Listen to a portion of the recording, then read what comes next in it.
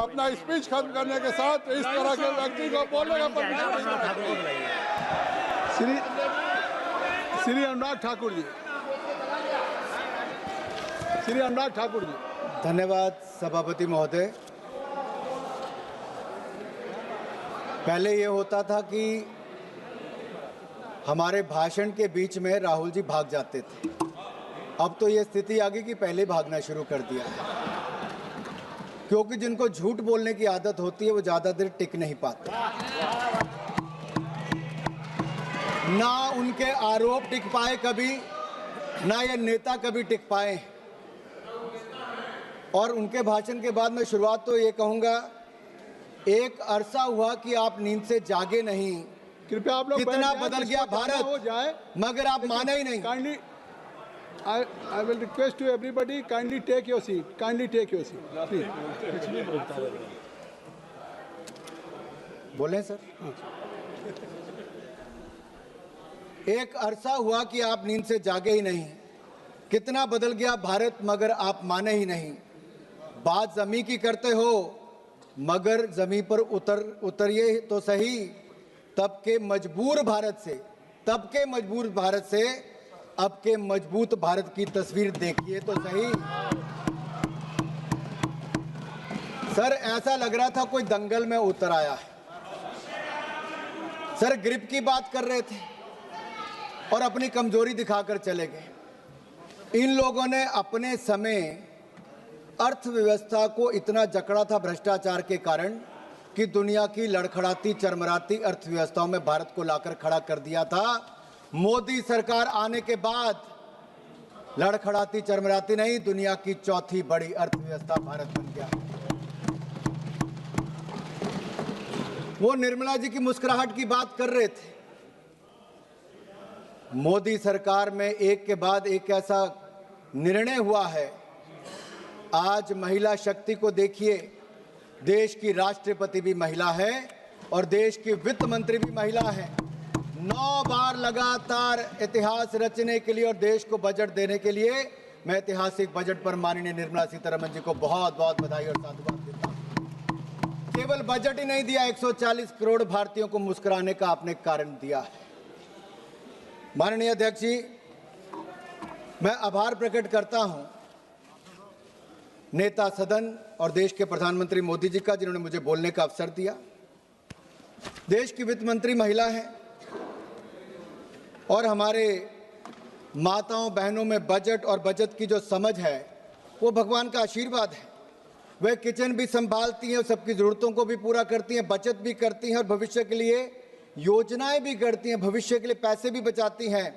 हमारी माताएं बहनें ईज ऑफ मैनेजिंग बजट में निपुण हैं। हम भारतीय सनातन धर्म और समृद्ध परंपराओं को मानने वाले लोग हैं। संसार में 3 सबसे महत्वपूर्ण दायित्व हैं, ज्ञान, शक्ति और धन, जो मातृशक्ति के जिम्मे है। ज्ञान के स्वरूप में माता सरस्वती विराजमान है, शक्ति के रूप में माता दुर्गा विराजमान है और समृद्धि के रूप में माता लक्ष्मी धन, वैभव और कल्याण का आशीर्वाद देती है। अध्यक्ष, माननीय सभापति जी, अगर मैं कहूँ कि Indian women are born economist with rare foresight and are natural accountants by instinct, तो कहना गलत नहीं होगा। ये बजट सर्वमंगलकारी, सर्वजन हिताय, सर्वजन सुखाय वाला बजट है। Budget 2025-2026 is a continuation of a 12-year reform express that has moved India from policy paralysis to policy performance, from leakage to delivery, from megabytes to gigabytes, from megawatts to gigawatts, from corruption to confidence, from cut money towards kartavya. Earlier government ran schemes, this government runs systems. Earlier government distributed doles, this government builds capacity. Earlier there was a file movement, in this government there is fund movement. Under the leadership of Prime Minister Narendra Modi, this budget is a beacon of hope and progress for Viksit Bharat. It is aptly a grains to gigabytes, from Jan Vishwas to Jan Kalyan budget, transitioning India from traditional agriculture, that is grains, twinned with digital future, that is gigabytes, rooted in public trust, that is Jan Vishwas, and delivering universal welfare, that is Jan Kalyan. This is not just a physical document, sir. It is a roadmap for inclusive growth, fiscal prudence and national rejuvenation. Budget में सबका जिक्र भी है और सबका फिक्र भी है। सरकार की सोच स्पष्ट है, कोई छूटे नहीं, कोई रूठे नहीं, सबके लिए इस बजट में कुछ ना कुछ है। जहां इनके समय विकास की पगडंडियां नहीं थी, वहां हम विकास की एक्सप्रेस लेके जा रहे हैं। यूपीए के 10 साल और एनडीए के 10 साल की बजट का तुलना करोगे तो इनका बजट ड्राइंग रूम में बनता था, हमारा जमीन से जुड़ा हुआ बजट है। इनका बजट पॉलिटिकल डॉक्यूमेंट था, मोदी सरकार का बजट सबकी भागीदारी वाला नेशनल मिशन है। जब हम बजट निर्माण पर चर्चा करते हैं तो किचन से लेकर कारखाने तक, गांव से लेकर शहर तक सबकी आकांक्षाओं को शामिल करते हैं। मोदी सरकार के 4 आयाम, गरीब, महिला, युवा और किसान।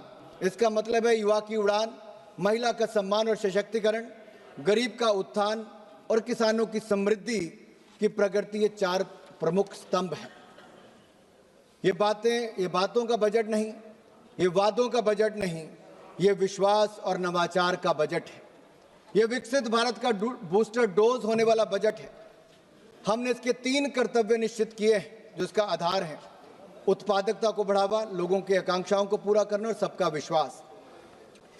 इन 3 कर्तव्यों के निर्वहन के लिए जरूरी है माननीय सभापति जी, हम स्ट्रक्चरल रिफॉर्म्स की गति को बरकरार रखें, इसे और भी अडेप्टिव और फॉरवर्ड लुकिंग बनाएं। दूसरा, हम फाइनेंशियल सेक्टर को और रोबस्ट और रिजिलियंट बनाएं। तीसरा, हम अपनी इकोनॉमी और economic activity and financial governance को आर्टिफिशियल इंटेलिजेंस एप्लीकेशन जैसी कटिंग एज टेक्नोलॉजी के साथ इंटीग्रेट करें। This budget carries forward the A to Z reform express running towards a Viksit Bharat. A for A, Annadata to Ankalyan. B, bold reforms to Biopharma Shakti. C, chips and semiconductors to connectivity. D, drones to digital India and defense modernization. E, education excellence to electronics and energy independence. F, fiscal prudence to fintech revolution. G, Garib Kalyan to G, Gram G and GST reforms. H, health revolution to housing for all. I, innovation to infrastructure and IT revolution and income tax reforms. G, Jan Dhan to Jal mission. K, Khelo India and Khadi rejuvenation to Kisan Samman. L, livelihoods to labor reforms. M, manufacturing and MSME to make in India and medical colleges. N, Nari Shakti to nutrition. O, orange economy to opportunity creation. P, pulses and productivity to Purvodaya and Pragati.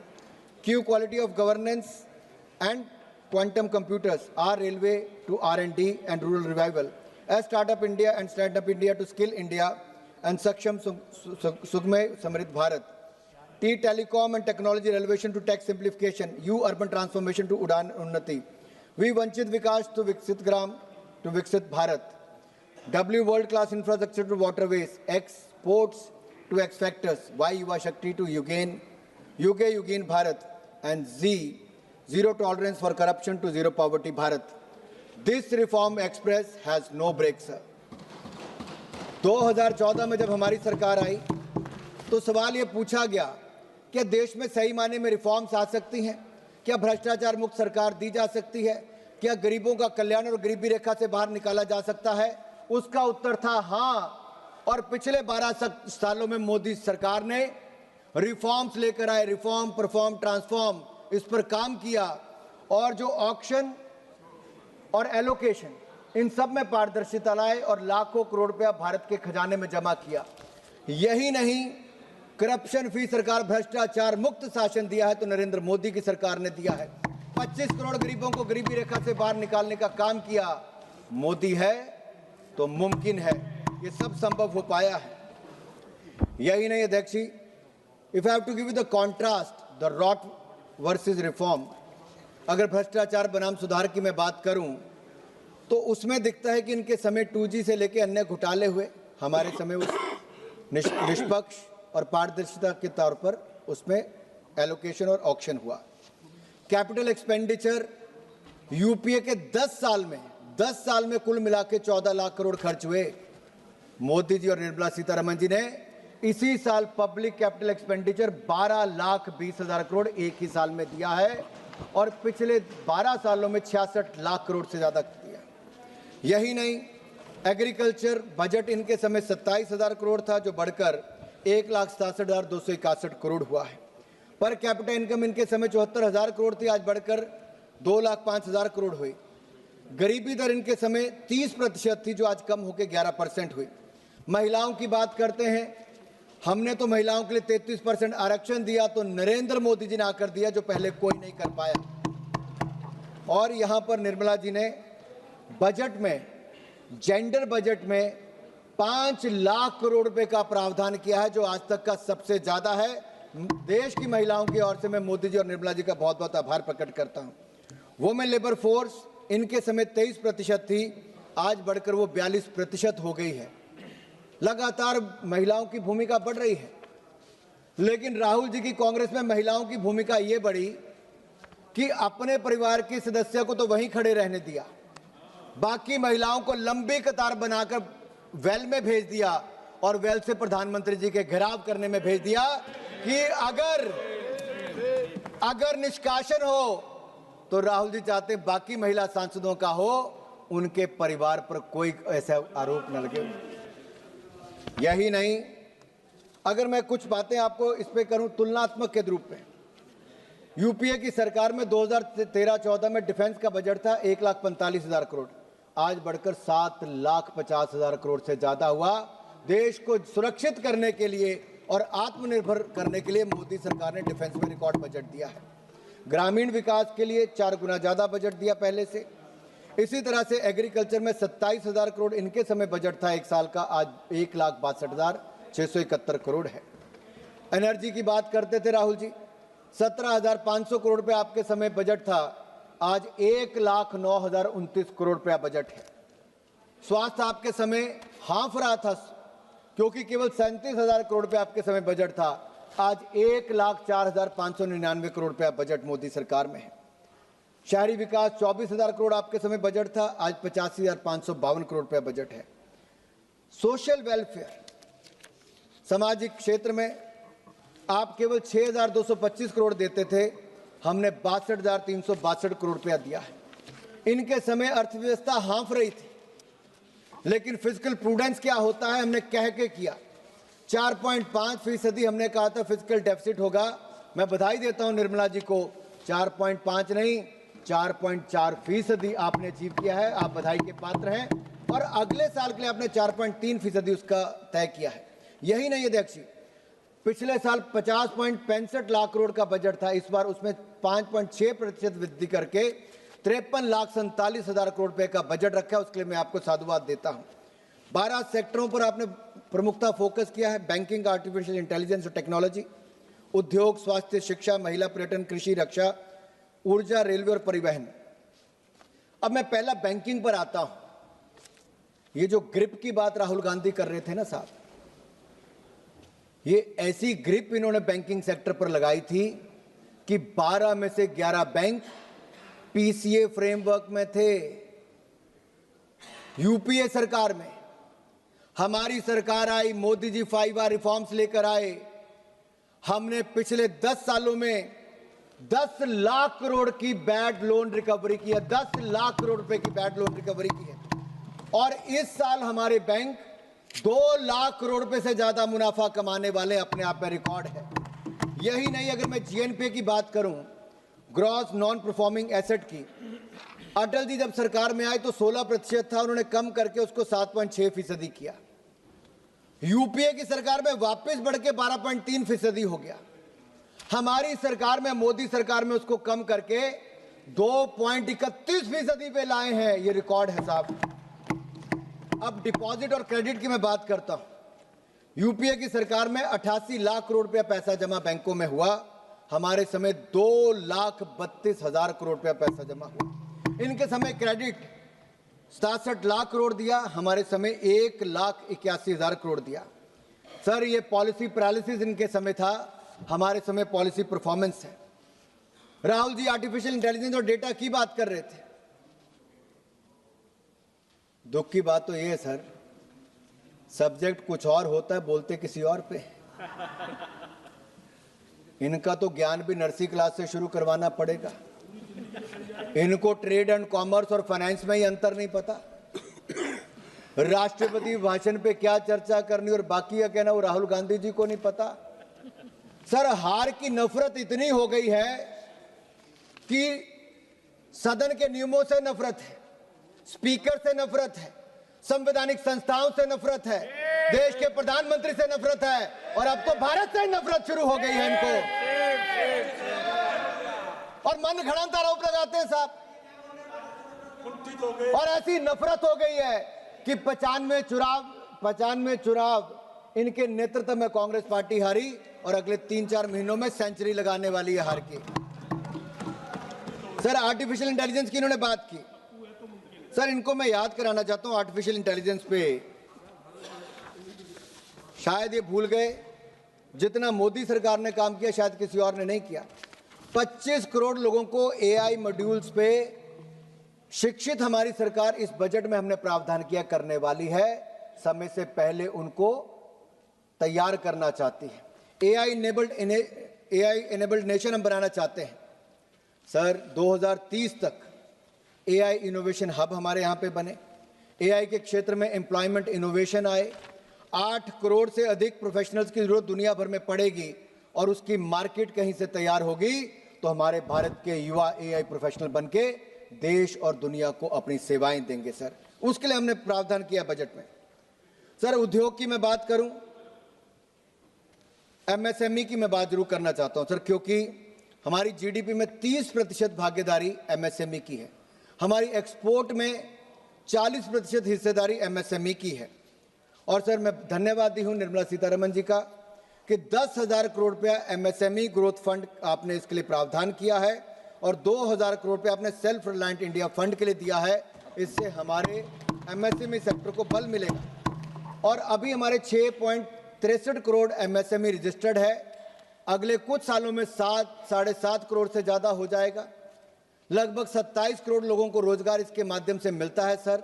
और MSME sector से लगभग 3-4 करोड़ लोगों को और रोजगार आने वाले समय में मिलेगा। और मैं धन्यवादी हूँ पीयूष गोयल जी का और माननीय प्रधानमंत्री मोदी जी का। 9 देशों से एफटीए एग्रीमेंट रिकॉर्ड समय में भारत ने की है, जिससे भारत के एमएसएमई सेक्टर को फायदा मिलेगा। सर, हमारे सूक्ष्म लघु उद्योग को बल मिलने वाला, मैं उस पर बाद में बोलूंगा कितना उससे फायदा मिलने वाला है।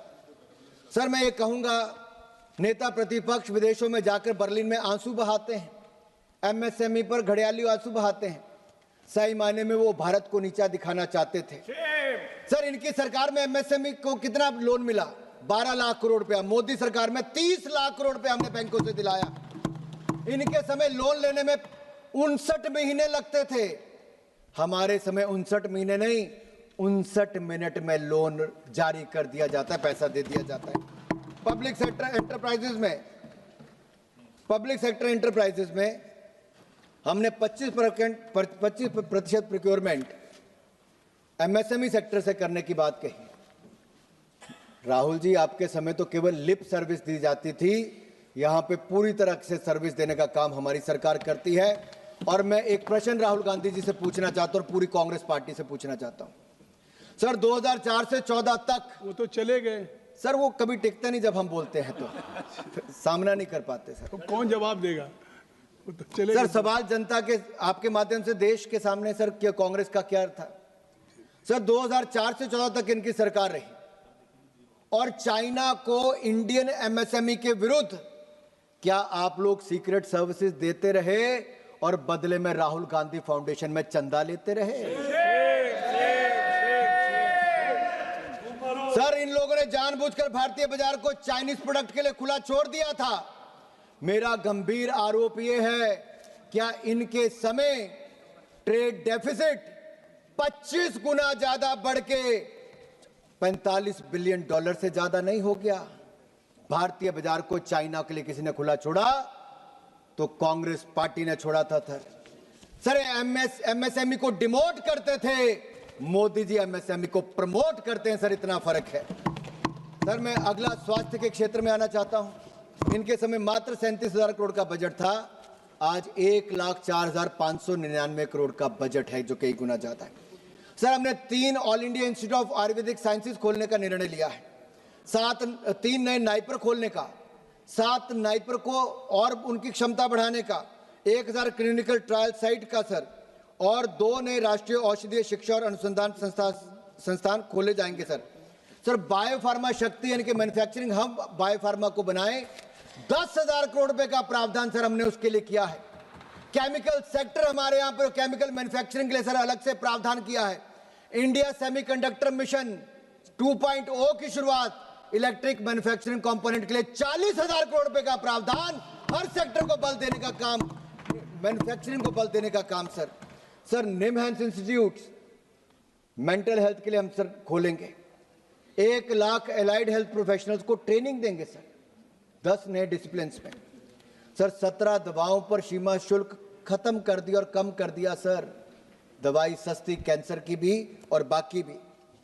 सर मैं यही कहूंगा इनके समय, सर मैं 20 मिनट और लूंगा सर, अभी मेरा 1 घंटे का टाइम है सर।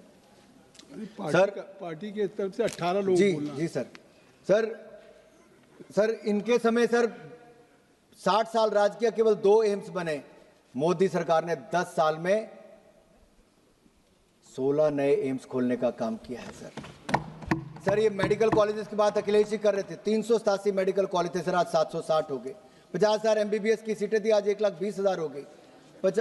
32,000 PG की सीटें थी, आज 62,000 से ज्यादा हो गई सर। यही नहीं, अब 5 नए मेडिकल टूरिज्म हब के माध्यम से हम ऐसे सेंटर खोलने वाले हैं सर। शिक्षा के क्षेत्र में तो मैं बाद में आऊंगा, लेकिन आयुष्मान भारत कार्ड का इतना लाभ मिला कि 1,52,000 करोड़ रुपया आउट ऑफ पॉकेट जो खर्चा था वो देश की जनता का बचा और 12 करोड़ परिवारों को सीधा लाभ मिला, और 86 लाख लोग जो 70 साल से ज्यादा उम्र के, उनको नया जोड़ दिया गया है सर। जिन्होंने इसका विरोध किया, केजरीवाल जी हो, उनकी विदाई जनता दिल्ली ने कर दी।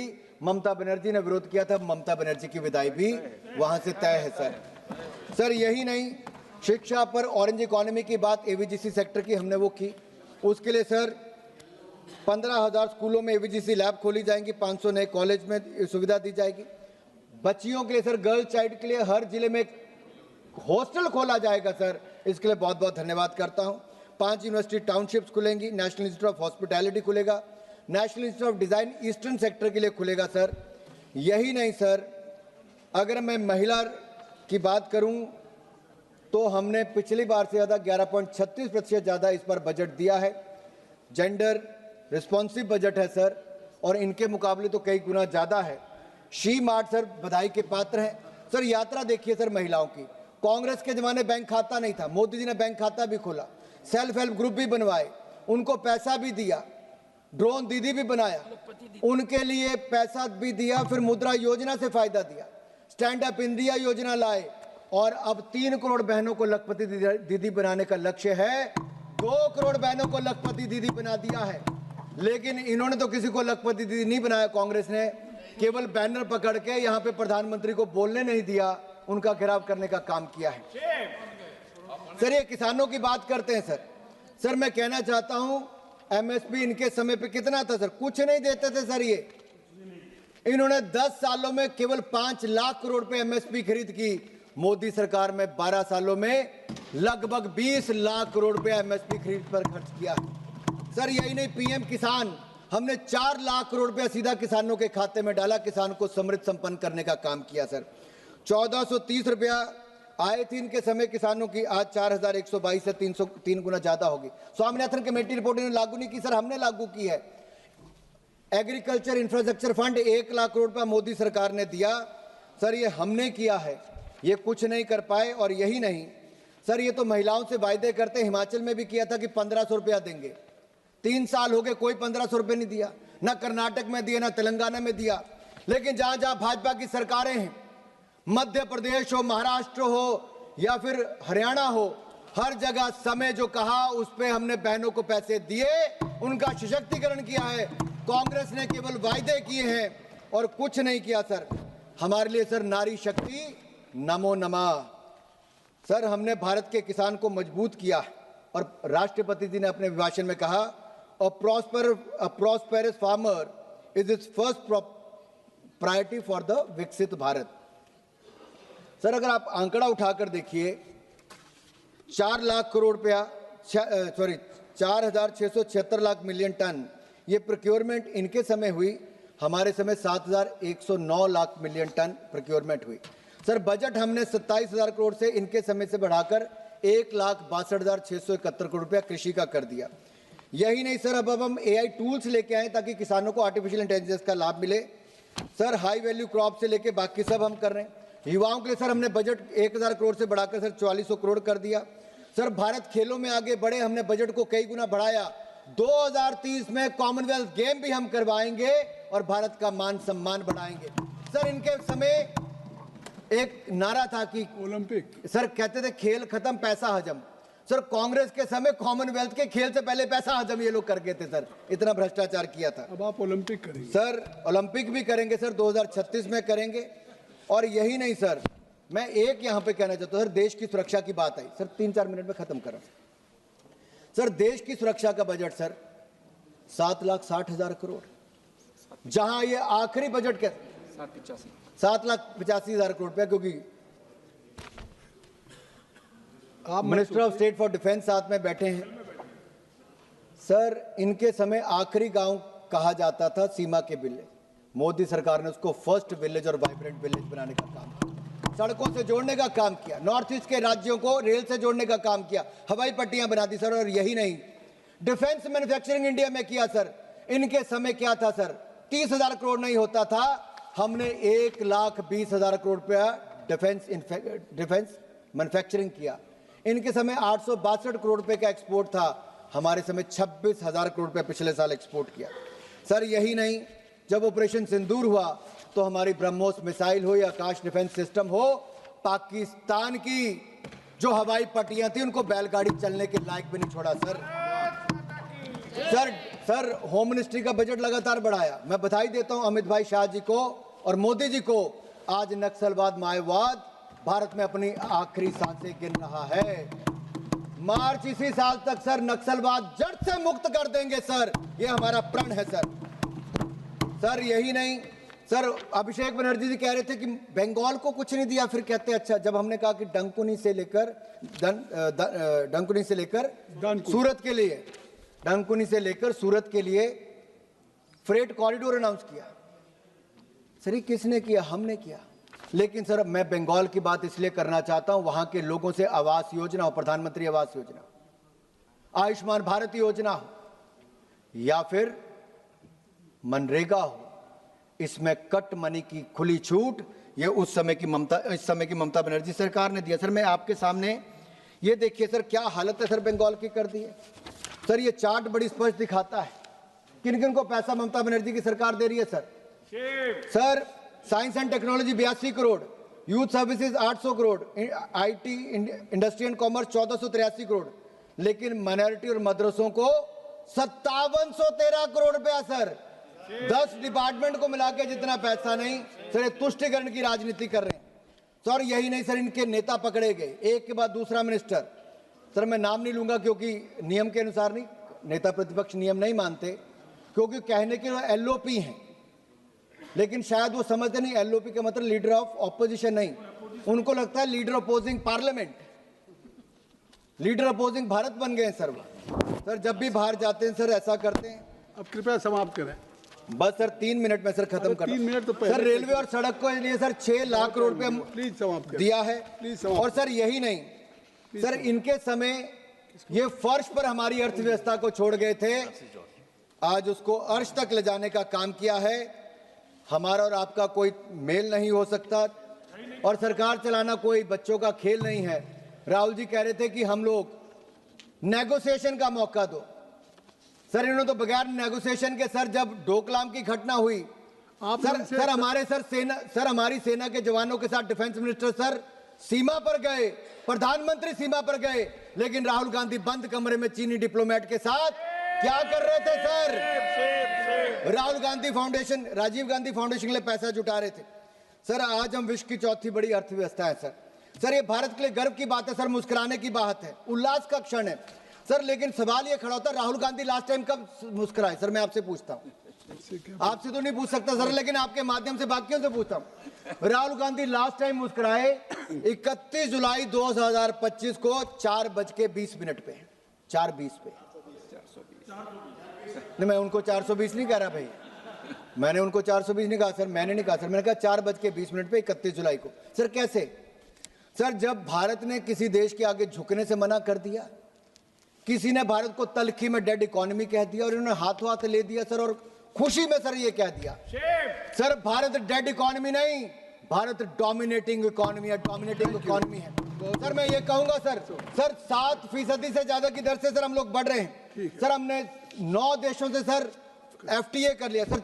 सर एक मिनट सर, मनरेगा की बात यहां पे आई सर, मैं कहना चाहता हूं इनके समय 30,000 करोड़ पे बजट नहीं होता था, 30,000 करोड़ यूपीए के टाइम पे बजट नहीं था।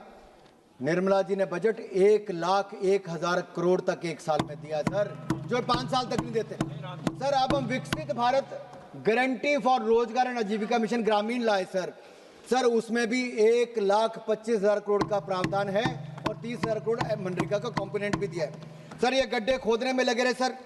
सर मैं एक सर यहाँ पे आपके कहना चाहता हूँ, अब आप समाप्त करेंगे जी सर, सब बातें सर मैं इतना ही कहूंगा, धन्यवाद सर ये इतना ही कहूंगा सर। मैं आखिरी लाइन है सर, सर हमारा IT एक्सपोर्ट सर फिगर, क्योंकि सर उन्होंने विषय उठाया था, IT एक्सपोर्ट इनके समय $12 बिलियन था, हमारा IT एक्सपोर्ट $210 बिलियन हो गया सर।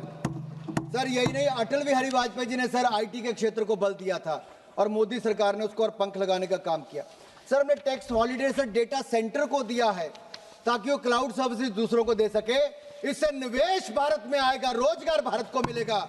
इसका विरोध राहुल गांधी जी करते सर। यही नहीं सर, आखिरी 1 मिनट सर मैं आपका ले रहा हूं सिर्फ सर, जो लंबी लंबी बातें करते थे सर, विज्ञान की परीक्षा में गणित के सवाल लगाता रहा और इसी नासमझी में चुनाव दर चुनाव हारता रहा है सर। इनकी हाल है आपकी बात सर, इनको लगता है सर कि वोट चोरी का आरोप लगाते हैं सर। मैं ये कहता हूं वोट चोरी नहीं सर, लोगों ने चोरों को वोट देना बंद कर दिया, चोरों को वोट देना बंद कर दिया सर। मैं आखिरी ये कहूंगा सर, ये आखिरी लाइन सर, आखिरी लाइन है सर, इतना ही कह रहा हूं सर।